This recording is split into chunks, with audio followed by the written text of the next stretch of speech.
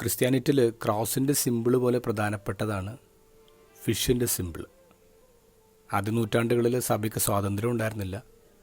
ആ സമയത്ത് ഫിഷിൻ്റെ സിമ്പിളാണ് ഈ ക്രിസ്ത്യൻസ് അവരുടെ വീടുകളുടെ കട്ടിലപ്പടിയിൽ, അവരൊരുമിച്ച് കൂടുന്ന കാറ്റക്കോംസിൽ, അവരുടെ വിശുദ്ധയുടെ അടക്കം ചെയ്ത കല്ലറകളിലൊക്കെ എൻഗ്രേവ് ചെയ്തിരുന്നത്.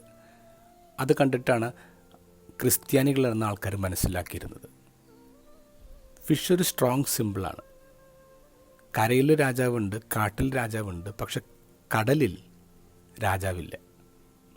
ഇപ്പോൾ രാജാവില്ലാത്ത കൂട്ടാണ് ഫിഷ് എന്ന് പറയുക. അപ്പോൾ ഫിഷ് ഒരു സ്ട്രോങ് സിമ്പിൾ. ഫിഷിന് ഗ്രീക്കിൽ പറയുന്നത് ഇക്തൂസ് എന്നാണ്. ഇക്തൂസ് എന്ന് ഇങ്ങനെ ഗ്രീക്ക് ലെറ്റേഴ്സ് എഴുതുമ്പോൾ അതൊരു അക്രോണിയമാണ്. Jesus Christ, God son saviour. യേശു ക്രിസ്തു ദൈവത്തിൻ്റെ പുത്രനും രക്ഷകനും. അപ്പോൾ ഒരു മത്സ്യത്തിൻ്റെ ചിത്രം വരയ്ക്കുന്നത് ഒരു സ്ട്രോങ് സ്റ്റേറ്റ്മെൻറ്റാണ്. ഇന്നത്തെ ഗോസ്പലിൽ നമ്മൾ കാണുന്നു മത്സ്യത്തിനാണ് കൂടുതൽ പ്രാധാന്യം കൊടുക്കുന്നത്. സുവിശേഷങ്ങളിൽ അപ്പത്തിന് കൂടുതൽ പ്രാധാന്യം കൊടുക്കുന്നുണ്ട്. പക്ഷേ ഉയർത്തെഴുന്നേറ്റ ക്രിസ്തു വന്നതിന് ശേഷം നമ്മൾ കാണുന്നു മത്സ്യത്തിന് കൂടുതൽ പ്രാധാന്യം.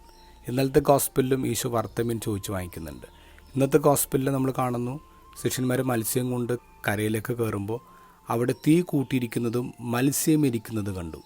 മത്സ്യത്തെക്കുറിച്ച് പറഞ്ഞിട്ടാണ് പിന്നെ അപ്പത്തെക്കുറിച്ച് പറയാം. ഇപ്പം മത്സ്യം എന്താണ്? അത് ബലിയർപ്പിക്കപ്പെട്ട കുഞ്ഞാടാണ്.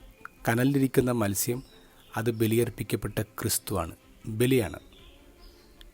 അപ്പം വചനമാകുമ്പോൾ മത്സ്യം ബലിയാണാവുന്നത്.